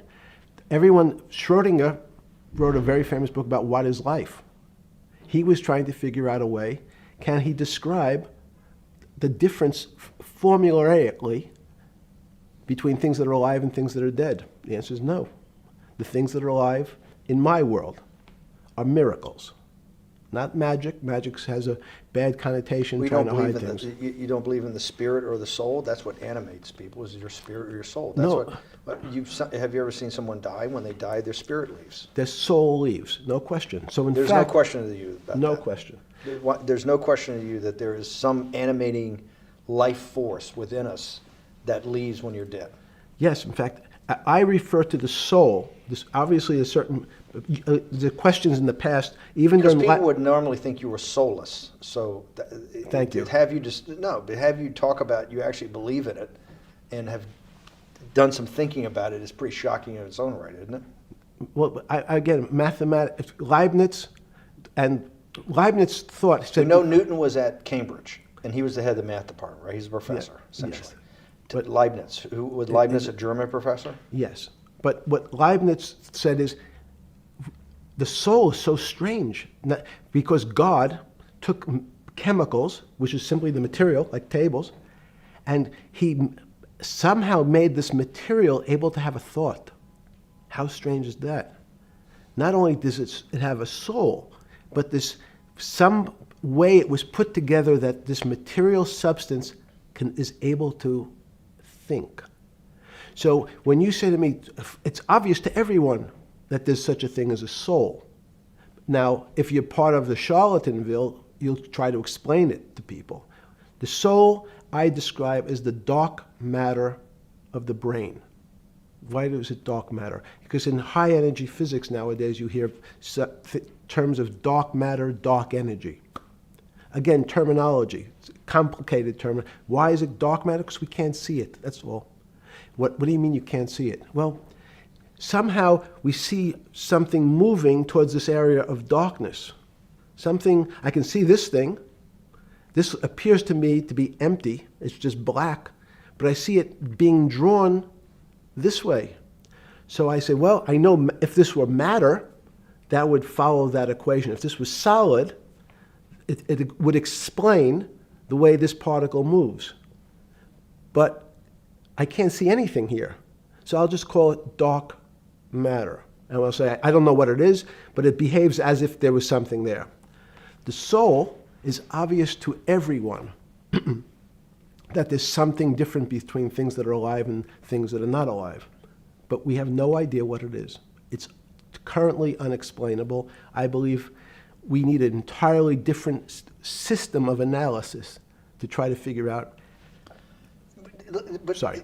No, with Newton, with all his alchemical studies and things he worked on the spiritual side, Leibniz that just talked about the soul, Schroeder talked about what is life. If a modern scientist or someone that you funded at MIT or at Harvard or one of these things talked in those types of terms, they would be considered to be a wingnut today, wouldn't they? They would not be on the path for tenure, right? Unless they were in the philosophy department. This is exactly my point. We're talking about three of the greatest mathematicians in mankind's history that have really changed mankind. Talking like this, what happened? How do we get to a situation where they could not be in the high physics, they could not be in the mathematics department or working in high energy physics? Good, it's an easy answer. Newton was a combination of mathematician or geometer then and philosopher. And as time went on, those disciplines seemed to move apart. We had philosophy. Some of the philosophers can't do math, and some of the mathematicians. And again, mathematicians often break into two categories. People that solve problems. Those are more like geometers in the old days, just problem solvers. And then there's thinkers, theoreticians. They're more like the old movement towards philosophy. But neither one of those two groups have been able to figure out why something is alive as opposed to something that's not alive. No one's been able to describe what the soul is, but we all know it exists. And I think what we need is science is a bad word. I think science only describes the things we already know about the physical world. In fact, there's an argument that the physical world that we see has been created out of our systems of mathematics. Mathematics, everyone knows mathematics describes the physical world much greater than it should, unless my view, the physical world really comes out of conscious beings that have mathematics. So they create it. This table appears to you and I to be solid. To a bat, because we have light that's bouncing off the table into our eyes, it appears solid. If instead of eyes that responded to wavelengths of visual light, our eyes responded to radio waves, the radio frequencies, it's not different, it's the same type of frequency as light, but different speeds, the table's invisible. We know that our phone works in this room. So the waves are coming through the windows, the waves are coming through the walls. So the walls are invisible to that type of radiation, that type of energy. The walls I can see them because my eyes, a physical system, determines that the walls are there. You, with Murray Geldman, you founded, or with the original donor, and had the idea of Santa Fe Institute. In 10 or 15 years later, that effort to study the complexity of systems mathematically. Yes. Was it's a total failure. Yes. A total failure. Total failure. Why is that? It's the failure of science because, in fact, if to some extent science doesn't describe romance. I don't know why I'm attracted to somebody. I don't know. People are attracted to each other, and everyone has the same feeling. They've seen someone walk in the room, and they say, "Oh, that person gives me a creepy feeling." Science has tried to describe. Science doesn't describe what creepy feelings means. They just know it's a creepy feeling. I think women as I said the last time, have an intuitive sense. What is intuitive? They have intuition, they have feelings, and they're able to deal in the realm of things that men, especially men like myself, find unexplainable. They have women have intuition, men see things a bit differently. Men want to measure everything, women are not really that interested in measuring. In what you're saying in macro terms, you actually think science, mathematics, maybe ultimately technology is moving to that more intuitive? I think science and math are old-fashioned.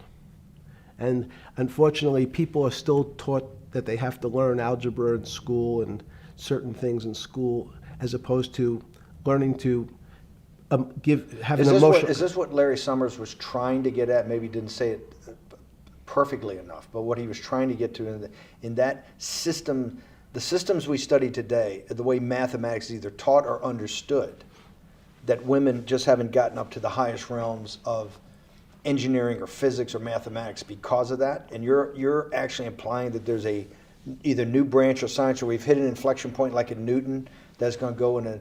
Newton took mankind in a different direction because he was able to measure. Then you had subatomic, non-Newtonian physics later. Are you saying that you think there's another developing field that's coming up that may take us, I don't know how many decades to get our hands around, but that's what's evolving out of this? Yes. Yeah. In fact, I think that mathematics, it's not the end of science. Every year someone says it's the end of, we can't discover everything. There's lots to discover with relationship to the physical world, but we know a lot already. In respect to the unexplainable world, we almost know nothing. Women, again, sense it. And instead of Larry Summers, I won't digress too much, but Howard Gardner early on said, there's not one form of intelligence. It's not mathematical intelligence. There's emotional intelligence, this kinesthetic intelligence. There's this argument that I reject that black people are less intelligent than white people. It's not true. We know, for example, that if I was in the forest and I had to run from the lion or figure out a way not to be eaten, and my competition is a local African, I'm the one who's getting eaten because they have the intelligence to deal with their local environment. So it's just different. It's not better, it's not worse, but there's many differences amongst different types of people. And so people have different intelligences, and they excel in some intelligences usually, and less so in others. When did it come to, because the world of high finance is a world of pure reason, or is it a lot of emotion and gut checks and on trading desk and central banks when these decisions get made? Is it that high church, like the high church of science of high energy physics, or is it as much emotion that comes in as much as the mathematics and the reason? It's a great question. I think if you talk to really experienced and successful traders and you ask them how they know what's going on, they can't give you an answer. They don't know. They feel it. They can feel the way the market's moving. They can feel the way the stock's moving. And that these are not very well-defined terms. It's difficult to put in mathematics terms, how did I feel it? You could look back and make guesses what I was seeing. But great traders feel it and then act on their feelings. That's the difference. Many people feel it but are afraid because they want a mathematical justification before they take that next step. When you first got on the trading desk at Bear Stearns in the late 70s or mid 70s, were you shocked by how little actual understanding of mathematics that the traders comprehended? Yeah, well, again, we had a Texas Instrument calculator. Most stockbrokers, especially before 1975, if they were good stockbrokers, could add. That's about it. They could multiply. If you could multiply, you were already in the top 15% of stockbrokers. Stockbrokers simply meant there's a story. When I went to the first person, I had no money. And I said, how much money do you make a year? And he said, $400,000. I said, impossible. I'm making $10,000. That's probably more than your family had made in his entire existence. Yes. And he makes it in a year. I said, what do you do? And he said, it's too complicated for you to understand, which is what the main thrust of Wall Street people, they want to tell you it's too complicated. Because if you understood that that person was simply, he had a brother-in-law, in fact, in this case, who ran the pension fund at General Motors. His brother-in-law would call him and say, buy 1,000 IBM. He'd hang up the phone, he'd write it out on a ticket and walk it to a window. That was his entire skill set. Hello, write what my brother-in-law says, walk it to a ticket window.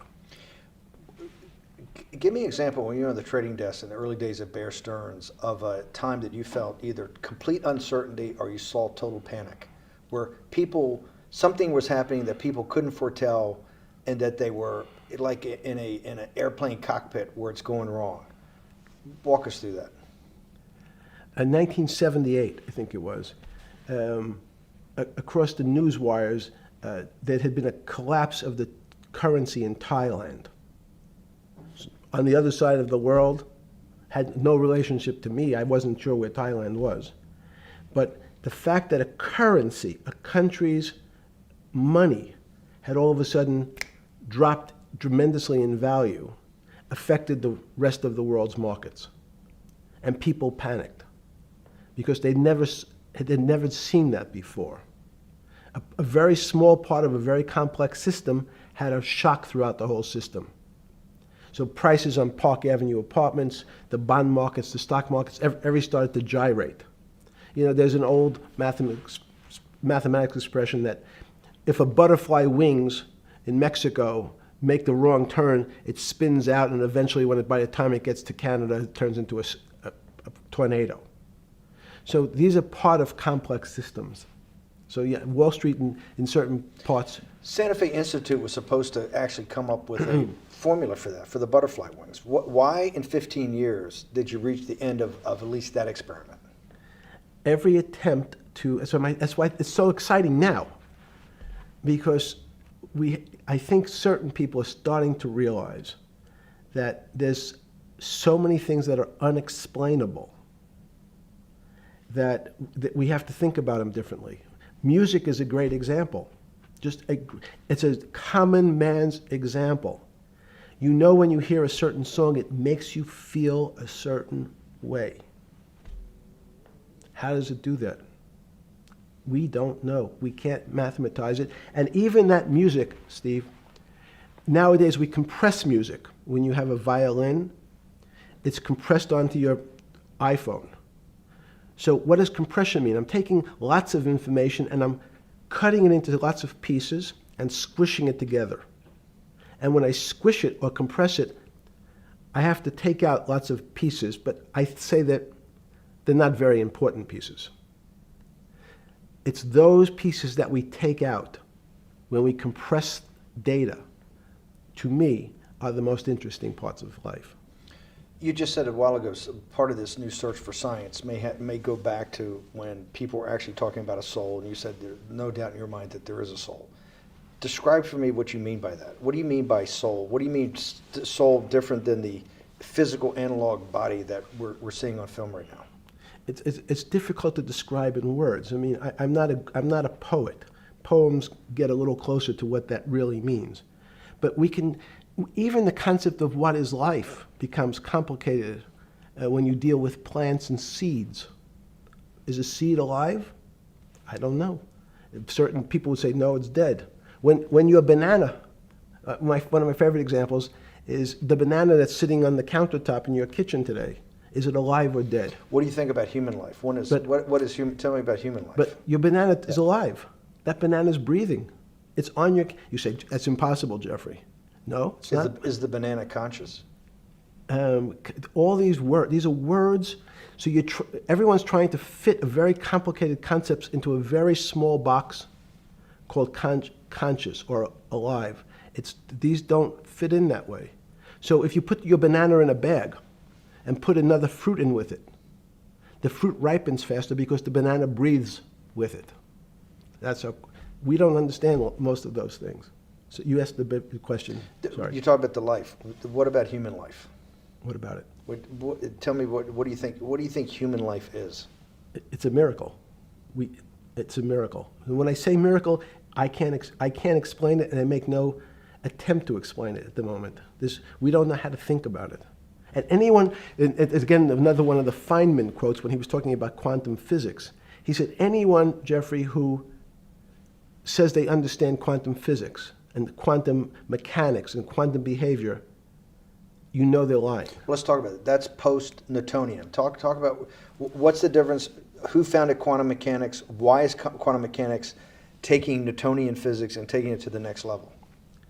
It forms a much broader category. Let's go back to this desk. You use the thing of Newton using this desk. Why can't Newton's theory explain everything? Why did subatomic quantum mechanics or quantum physics have to come in to explain this? Well, so let's go right back to square one. Why is it called quantum physics? So quanta is a word that simply means packet, small amount. So it's quantized. So we recognized, when we recognized that this table appears, another very complicated word, solid to us, it's really made up of molecules or atoms. And atoms, we've given lots of names to what some of the behaviors. If you were in school, when you and I were in school in the 50s, the model was a little center thing in the middle, and an electron went around and around it. It was seen as a ball that went around and around it. And as we started to look at, say, well, let's see what this ball looks like. I want to be able to examine that little thing called an electron. We found that there was nothing there. There wasn't the thing. It was simply a cloud of energy that we can call an electron. So we already started to see mysterious things as we go into very super small quantities, quantum physics. So quantum physics started to go into the very small, and at very small distances, we see things that we can't explain. We just cannot explain. How am I doing on time? 4 minutes. Fine. And to summarize, no, sorry. Let's go back to human life. When do you think human life starts? It's not these. So you see, this is the question. You're asking me to measure something again. It's the disease. It can't be measured. You just hate making commitments. That's why I'm not married. I'm peeling this onion back a layer at a time. All your bullshit and happy target can't be measured like that. Is that to say measure it's a commitment. You don't even like a commitment when you answer a question. I don't. As know. they say in golf, commit to the shot. I don't know what it means to be measured. You do know what it means to be measured. You're one of the leading currency traders, hedge fund guys, or stock market financial wizards. You're in the high priesthood of high finance. You certainly know how to measure. That's why you're a billionaire. Any other answer besides that is total and complete bullshit, and you know it. I know very few things. You know things can be measured. You measure every day. You weigh and measure every day. You weigh and measure people. You weigh and measure leaders. You weigh and measure economies. You weigh and measure politics. It's a very good. You weigh and measure. You weigh. Hang on. Your whole life, in fact, is measuring. So what you've now done is a great thing, is you've used the word measure, a mathematic term, in the common vernacular and abused it. So I don't even recognize what it means. It's so abusive to my field. Why? Let's go to that. In mathematics, measure means what specifically? There's no specific. It's an approximation, or giving something a number. Einstein said, we're not asking you to go to the ninth decimal point. Oh, you didn't say that before. No, you're not going to the ninth. I don't even. What if I say measure how tall are you? You'd say in your case 6 foot. 6 feet. But is it 6 foot 1 inch? Give or take, between 5'11" and 6 feet. But what's that? But I want. So the question is, I want an accurate. I got Zeno's paradox. I don't even know what it means to measure you. Am I measuring the top of your hair, the top of your skull, the finer, the more. You're being rabbinical. This is like. I shaved my beard off. I used to be rabbinical. No, my point is, isn't that going through the Torah where you're parsing every definition? No, so, however we broadly define measure, your life literally is about measurement, is it not? It's about putting numbers on things so that I can try my best. That you can call it whatever you like. If that Well, that what do makes you feel what- better. What do you know? No, Because I I'm wanna trying make to you relate it happy. back to your scientific inquiry. No, even a number. People don't. A number is a complicated When did thing. you come? When did you come to this When did you come to this aha moment? Was when it was in your solitary confinement, when the biggest financial crisis in world history was going on, in your 7x9 jail cell with your metal bed and your two brushes because you were a trustee with the brown uniform on, trustee spelled wrong. Is that the moment of clarity that you had about science and Newtonian physics and everything that we can measure is really not going to be the way we go forward? It's going to be much more esoteric, emotional intelligence thing. Was that your moment of clarity? I wish it was, because it would make such a great story for this interview, but it's not. It's the fact that I lead such a privileged life to come across. But when did you? If it didn't happen then, when did it? Or did it happen before? I was then? going to hopefully Okay. get to the. Okay. I'm in a privileged position to have some of the world's smartest people come to my house and tell me what they think about different subjects, and I finally realized that the thing that they had most in common was there was this area, no matter how smart they were, that when I asked them the questions, they said they'd have to resort to a 500 or 1,000-year-old response to that question, which was, I don't know. You know who else found that out? Socrates. That's what Socrates kept doing, right? Socrates kept asking all the experts. He would go through, question after question after question, and realize at the end they didn't really know. They really didn't basically understand what they were talking about. And one of the things that people won't enjoy, it turns out that potentially one of the bad things to teach children is how to write. Writing, reading, and arithmetic everyone's supposed to be taught. But writing forces you into a very narrow channel of thinking. You have to write in a certain form, in a certain way, in a certain linear pattern. So your thinking becomes somewhat narrow. The reason I brought up writing is one of the recent discoveries of mine with respect to Socrates, Plato, and Aristotle is they never wrote anything. They spoke, and people around who could write wrote. Socrates could think. So that was. Jesus of Nazareth was the same way, right? Never wrote anything. I thought he was a carpenter. He was a carpenter. Didn't he need like a little carpenter's tool? I don't want to get that. But at least his written record. Right. One last thing. Sure. Thank you for having me to your house.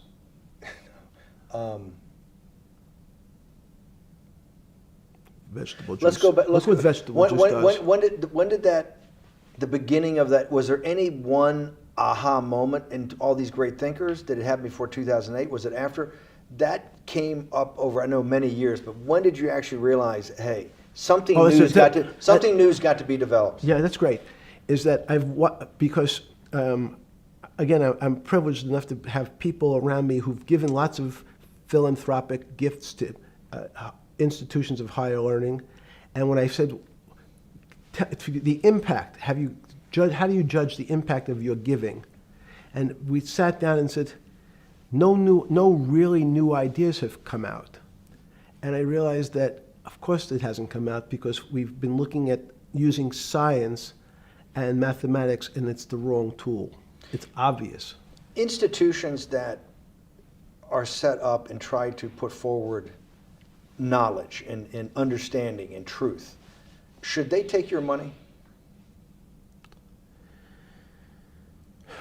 Derek Bach at Harvard said, taking money for good causes is a good thing.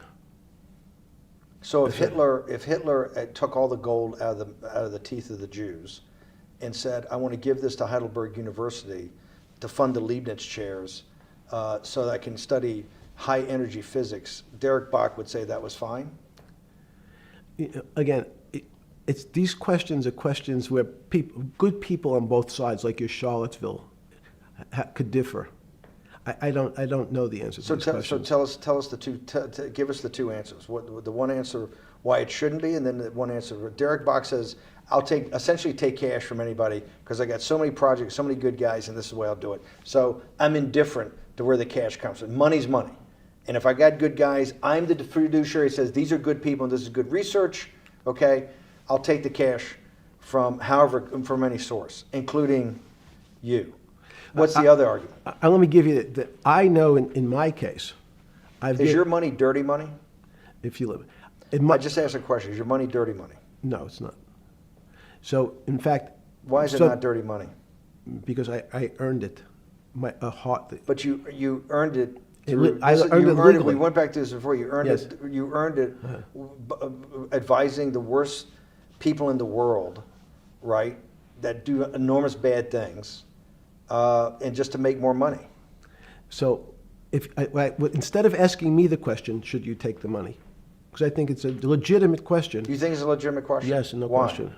Because I think about, ethics is always a complicated subject, but I can tell you that with the money I gave to help try to eradicate polio in Pakistan and India, instead of asking me whether that money should be given to these children for vaccines, I think you might want to ask their mothers who received the vaccine, who know their child now won't get polio, and ask them if Epstein should have helped these people.